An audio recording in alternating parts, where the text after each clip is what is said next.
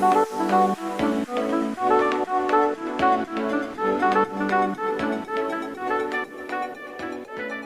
hello everybody and welcome back to The Power of Words. And today we're here to share Dr. Tiana S.Woolridge's words with us.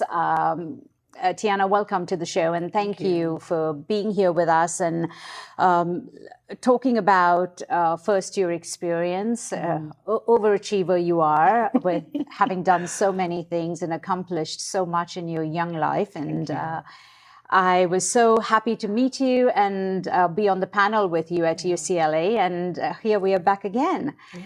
So tell us a little bit about what you do right now. Absolutely. First of all, you were far too kind. Thank you. You were an inspiration in so many ways in terms of all the things that you have done. I felt inspired on the panel at UCLA and here today, so thank you very much for that. I'm a board certified pediatrician. I did all of my medical training up in San Francisco during the beginning of the COVID pandemic, which was both incredibly challenging and an incredible learning experience as well, taking care of young babies and families throughout the uncertainties of the pandemic, school closures, seeing the effects of mental health, which we're absolutely going to dive into and what connected us in these conversations. It was a tough time and a necessary training period, I feel, for me. So I completed that residency program about 6 months ago, and now I'm doing a one-year fellowship program in primary care sports medicine at UCLA.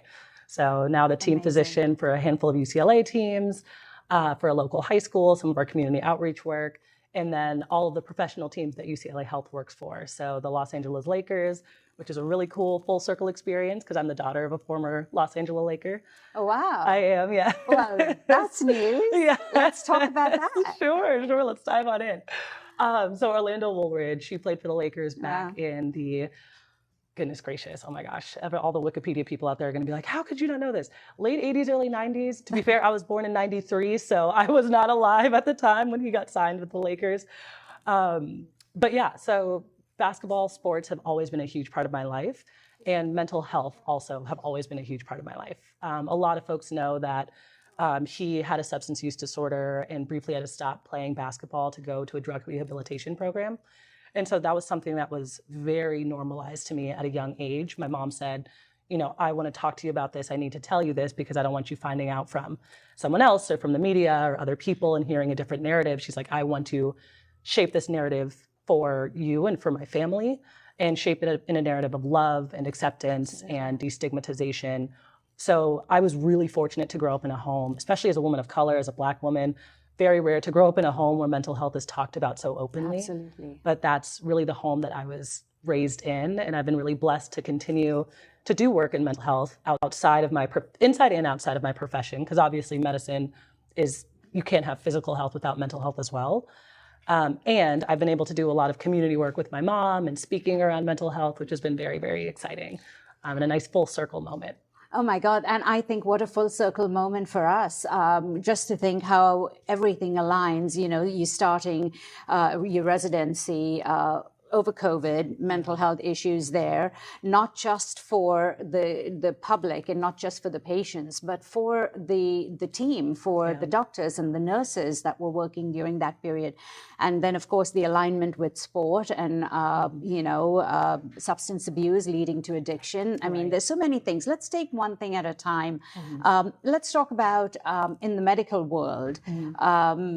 How do you see what we do? What do you see as the need for mental well-being, and what is the support needed in the medical world for doctors and nurses that can be related across the board to the patients? How can we bring this together? How do you see this relationship? Really, what are we missing that we can bring to the table? Absolutely. Because you being an ambassador for us now, I want to get your view on how do you see this happening? Absolutely. So mental health has really been recognized across, many fields of medicine, across many fields of public health, epidemiology, as a crisis. We truly are in a youth mental health crisis for adults as well. But since as a pediatrician and someone who works with young people, I'll focus in on that, where 1 in 5 children face a mental illness or diagnosed with a mental illness, more than half of those before the age of 14. And unfortunately, there's just not a lot of education that happens around mental health. Beyond that, there's not great access for folks to get the mental health services, whether that be therapy or, pharmaceuticals that they need, especially, again, when we get to communities of color. Black children, brown children, half as likely to be able to actually access mental health care when the rates of mental illness are the same across these groups. And so there's a large disparity there in terms of access, in terms of knowledge, in terms of stigma. As I alluded to earlier, there's a lot of families of color that, don't want to talk about these things. And a personal story that I'll sort of pull in, as I was working in a mentorship program during my time at UCSF, I had a student who unfortunately sort of shut down on the last day of her programming with us. And it was very unusual, kind of ran out of the building crying, and everyone's like, what's going on, what's happening? And long story short, the student had attempted suicide earlier that day and was still actively suicidal. And so I had to get this student admitted to the hospital, where the student remained for a couple of weeks to, manage the care and kind of stabilize the situation. And I'll just never forget the student saying that, I feel like I've been depressed for months or years, but every time I would bring this up to my mother, she would say, oh no, we don't talk about that. We don't go to therapy. We don't do those things. And, my first reaction was, oh my gosh, as a caring mother, why would you say that? Why would you keep care from your child? And in thinking about it more, this was an immigrant family. This was a family, English was not the first language. Being in this country was not, where they knew what was going on. I don't know their documentation status, but there's all of these layers of things that impede a family's, willingness or feeling of comfort interacting with the healthcare space. And I very much see and validate that. And I know as a representative of the healthcare space, I see that sometimes, that distrust or that fear of, okay, is this going to be a CPS report, or is this going to be weaponized or used against me in some way, as healthcare has been in the past throughout American history. So I recognize that, and I also recognize the power that I have as a Black woman in medicine to say, hey, this is something that's important, and this is something that our population uses, whether it's therapy, whether it's antidepressant medication, to be able to say, hey, this is what we do. Like, we are part of that community that uses these things. That holds a lot of power. And so that, again, is a story that I hold that happened, I think, 6 years ago now. And it's a story that I will hold and will always hold close to my heart, particularly as I think about, as a community, what we can do around mental health. Because as a pediatrician, I'll see on average a child for 15 minutes, one time a year, for their well child check. And, in that 15 minutes, I'm supposed to go over their nutrition and how they're sleeping and their development and their dental health and what vaccines they need. And there's so much to cover, let alone getting into, your mental health and bullying, your self-esteem, what kind of negative or positive self-talk that you have, whether or not you feel a sense of belonging in your community. There's so much that I want to get into, but I just purely don't have the time to. Yeah. So that's where I feel strongly about working with schools and community organizations who are trying to create more touch points with young people to gain that education, to set these tools in that you would later learn in therapy after some disease or pathology sets in place. Like, how can we prevent that? How can we teach something early on that will keep somebody from getting to that dark place? That's what I really, really feel passionately about. So talking about all of this, I would think going forward, in the medical world as a pediatrician, I think the first question to ask, because a lot of what you feel in your body comes from your mind. Yes. So would the first question be, going forward, how's your mental health? How is school? We talk about the bullying situation. Right. Home. A lot of the time we don't talk with underprivileged societies. Their struggle at home, and the struggle, rolls on to the kids. So are we paying attention to that? I mean, there's not enough time in the day and not enough time in an appointment. Right. So when we work with the power of 7, when it's done, with the medical staff and then also with the patient, and there's a communication, right? There's an unspoken communication with the bond therapy. Yes. Do you see that? Do you see that working for one way of communicating that's uninvasive, it's unintimidating. You're not sitting in a chair. Everybody needs the therapy, and everybody needs the apps and all of this other support that you have. But what can you do outside of that? These are the tools we've developed to be able to recognize what someone's trying to say without actually speaking to them, whether it's a stranger or somebody you know. Do you see that actually falling into place, and do you see that helping on both ends? Yes, absolutely. I think the power of environment is huge. Just thinking about, how you feel in your body when you're in a fast-paced, stressful environment. I'm like picturing, being in New York City in the middle of rush hour and people are running around you, like you feel anxious, you feel jittery, you're tense, your muscles are tense, all of those things, because that sympathetic nervous system is activated, versus you walk into a spa and you hear calming music and, smooth lighting and smooth jazz and all of those things. And you feel your body loosen, you feel those muscles relax, your breathing rate gets slower because that parasympathetic nervous system is kicked into place. And so again, the power of environment on infecting our mood and our mental health is so important. And I think that is really where I see the power here with fashion and with the power of 7 and these words, to be able to show people and to be able to change their environment into a more positive place tangibly. And, even if we're not having the long conversations around, how is your mental health? And let's dive in and talk about past trauma, because unfortunately, a lot of the times we don't have that in the medical space, on the inpatient or outpatient setting. Just being able to have those words, being able to walk in and speak out on your doctor's arm, or empathy or compassion on your doctor's arm, to be able to see that, on their shirt, on the walls, like whatever it is, just really shifts the energy of an environment and can really shift the mental energy, leading to the shift in physical energy that somebody has. And so I find it, one, in an outpatient setting, when I have somebody coming in for 15 minutes, I see the power in that. And particularly in the inpatient setting. So, for example, a patient who is in the hospital for weeks or for months for cancer treatment or immune treatment, bone marrow replacement, you develop very close relationships with those patients.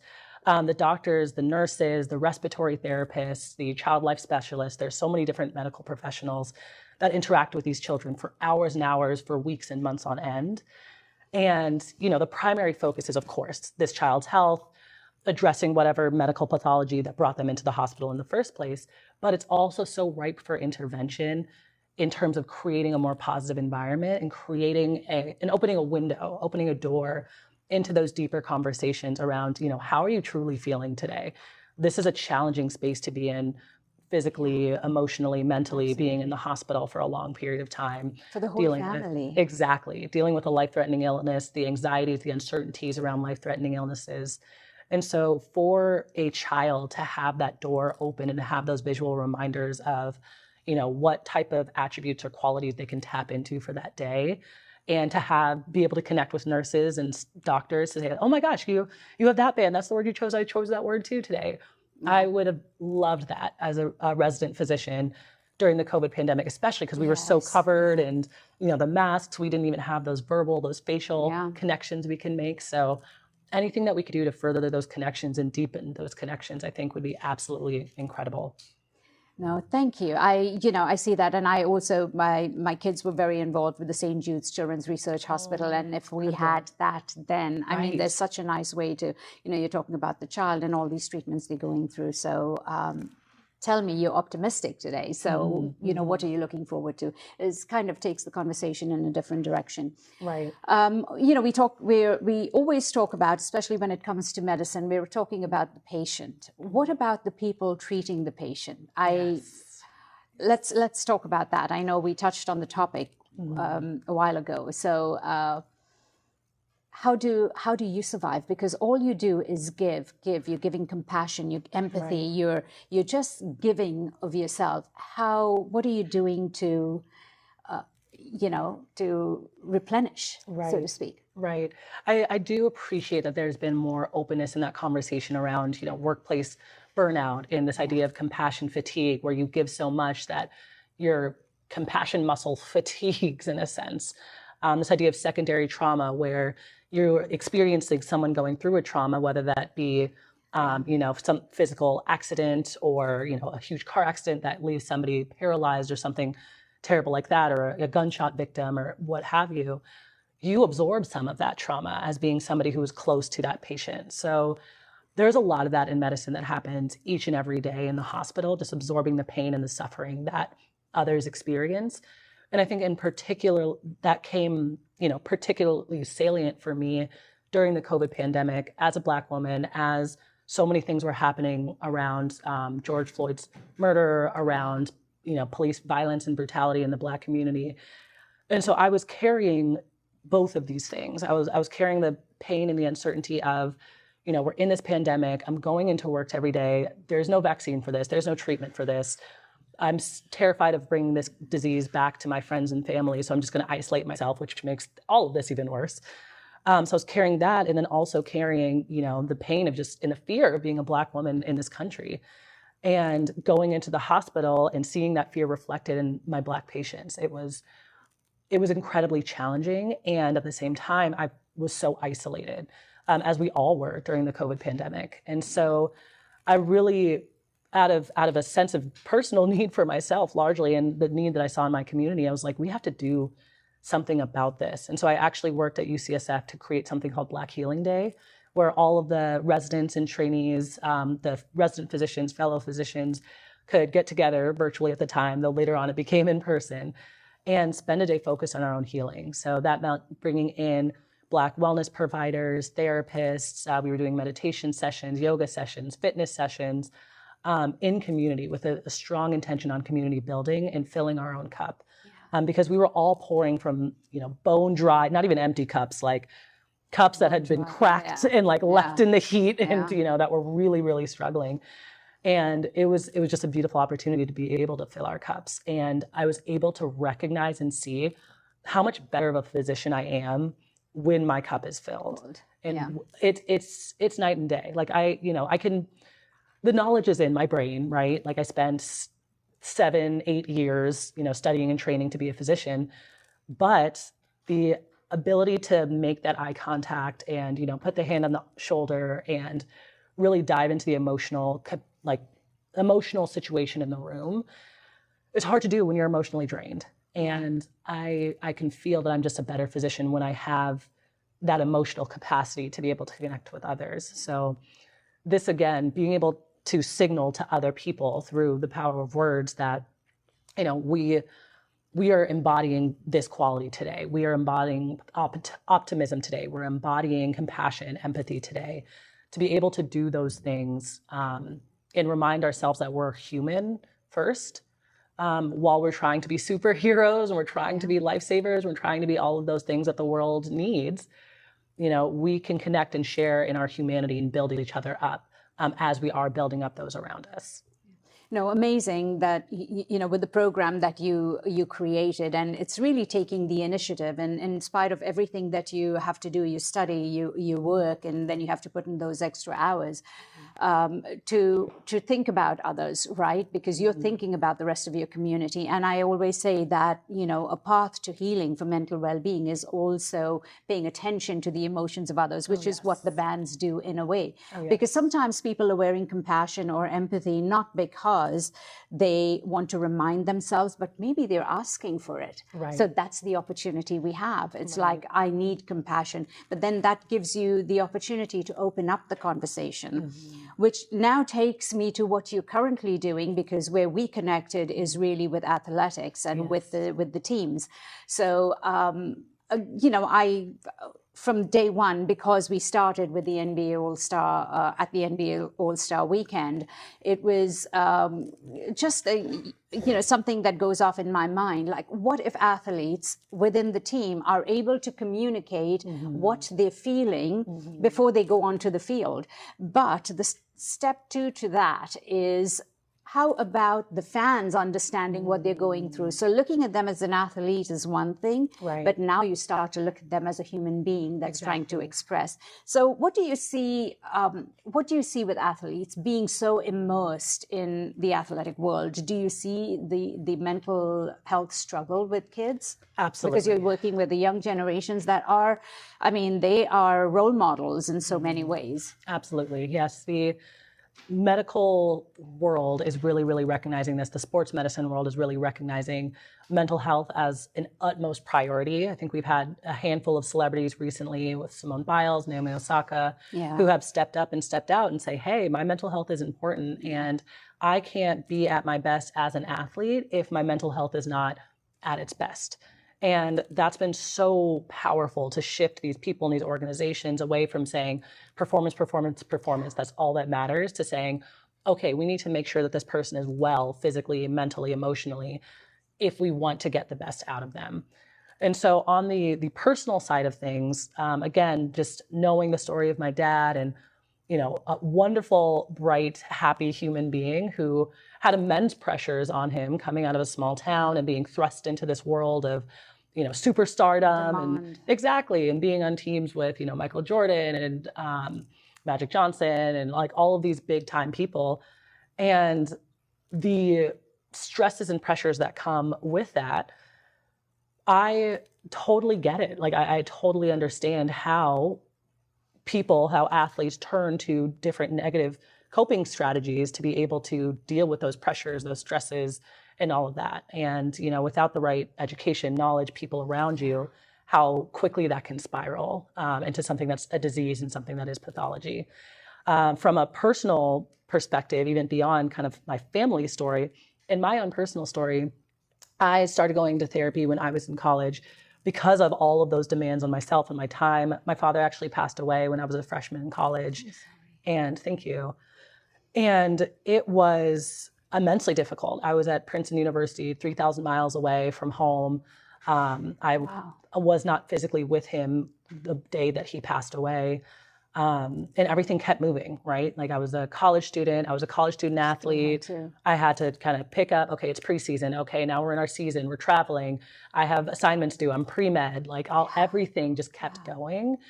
And so again, huge shout out to my mom who was like, you know, we've talked about mental health for years, for our whole lives. And I'm recognizing that you need help in this time and you should find a therapist on campus. And I did. And that made such a difference. And then my senior year, circling back to athletics, I tore my Achilles my first day of my last preseason in college. And just like that, my last year was gone. Like my entire collegiate volleyball career was gone. And of course, fell into, you know, such difficult emotions. My depression got so much worse. And luckily, because of my family history and my previous experience with therapy, I was like, okay, I know my tools. I know I need to get back with a therapist. I know I need to restart my antidepressant. All of those steps were just so readily in place for me. And I know that's so not the case for so many athletes. You know, there's this persona of, okay, you've got to be tough at all times. You got to put on the mask, never show, don't let them see you sweat. Don't show weakness. And that's what you grow up with from the time you're a little kid. And so that idea of, you know, I don't want to show any weakness, any pain, any suffering that I have, whether it be physical or mental, as I see all of these athletes limping around with a rolled ankle and they're like, no, doc, I'm fine. And I'm like, you're not fine. It's really, truly the same thing when it comes to their mental health. I see a lot of young athletes who are, you know, limping along in a sense. And I'm just like, this is headed somewhere negative. And like a lot of young people don't see that because they've never been taught how to recognize that. And the people around them, their coaches, their athletic trainers, the doctors, like a lot of the time, those people haven't been taught to recognize those things and how to act on those things. And so that is, again, where I feel an immense passion for educating student athletes, for educating youth athletes and coaches, families, parents, caregivers who, you know, sometimes are extremely helpful with regards to recognizing mental health issues, and they're sometimes the charge and the leading cause of some of the mental health issues for these athletes, unfortunately. I just see such an opportunity there in terms of what we can do in the medical space, in the community organization space, to shift the tides from what has historically been the sports world of let's be tough and let's get through anything and let's push through anything, to saying, hey, I can be a better athlete, a better competitor, a better performer if I am mentally well. Yes, and I see that shift happening, and I'm really excited about it and to be a part of it. No, absolutely. And, giving people the opportunity from day one to express themselves, start expressing themselves to the coaches, to the teams, to people around them, to their classrooms that are not part of it, because the demand on an athlete is so high. Yes. When I sit with athletes, especially, in New York, some of the time is where we first started, actually, in Brooklyn, and then going to just the demand on these kids is so incredible if they're allowed to, because we really are the first step. Right. The Power of Seven is the first step to expression, and expression is the first step to being able to build up the confidence to speak out. Right. So you express, you speak out, and then you pay attention to the emotions of others around you. And I feel so positive about this. I'd love to have you with an athlete. We have a few athletes lined up for when we come back in January. So this would be such an incredible conversation, especially once we start to practice it within a team or teams, to see what the result is. And, we always say 21 days, the magic. You do it for 21 days, and hopefully it will become a way of life. Yes, yes. This has been incredibly amazing. Is there anything else you want to talk about that if it's not recorded, just in case there's something else we talked about that but how amazing would it be to be able to, through your scrubs, use the power of your words? That's one thing we talked about, right? And that's a project we have in the pipeline, and I'm really excited for that, and roll it out for 2024. Yes, no, I'm excited. Whatever I can do to get tools in the hands of people who need them, and just empower young people to be able to take control of their mental health, to be able to take control of their world and their community in that sense is just what every pediatrician dreams of, truly. That's why we go into the work, and we oftentimes get so bogged down and burned out, and the compassion fatigue becomes so real that we don't have the time and space to dive into those things. So being able to partner with someone like you who's doing such incredible work, it's a dream come true. So thank you for creating this space and all of this. Thank you. No, thank you. I want to go back to something that you said in the beginning, and I mean, there's so many topics that we have. I mean, yesterday was a 2-hour, 3-hour conversation, and I still have so much to say. But you talked about, and it is so prevalent in our society, whether it's privileged or whether it's the underprivileged, when it comes to immigrants, and I'm sure it also happens with the Americans and the Europeans. But when it comes to immigrant families, it's always talking about how you're feeling, or how talking about your mental health or your depression is almost, it's not just shameful, it's a threat to your education, to your job, perhaps, because you're being judged. And you talked earlier on about the student that was suicidal and wasn't allowed to talk about. It's because they don't know how. They don't know that it's okay, and there's no subtle way to express themselves. And I've seen that with people that have been in this country, privileged families that talk about not wanting to bear their dirty laundry, but it isn't really dirty laundry. It's, seeking help, which is something we don't want to do, which is why we wear Speak Out and Reach Out. I feel so confident about the work we can do together. And what I would also love to see at pediatricians, to have a child pick the band the emotion she's feeling at the moment. Because for me, it's always one day at the time. Before you go into the doctor's office, what are you feeling right now? And that could be a topic of conversation. Oh my gosh, so much. My God, thank you for the work you're doing. Thank you for being part of this team. You're such an incredible ambassador, and we feel blessed to have you. So please follow Dr. Tiana and listen to all the amazing stories we will be telling in the near future. And do you want to tell us where we can find you? Yes. So on Instagram is probably the easiest way. Call me Dr._T on Instagram. but also on LinkedIn, on X, probably not Facebook because things are shifting in and out. And my generation isn't using Facebook as much, but those other ways are absolutely ways to reach out. I'm quite responsive. I love, mentorship and connecting with people around mental health. So, yeah. Thank you very much for tuning in. And Dr. T, thank you. We love you. Oh, thank you.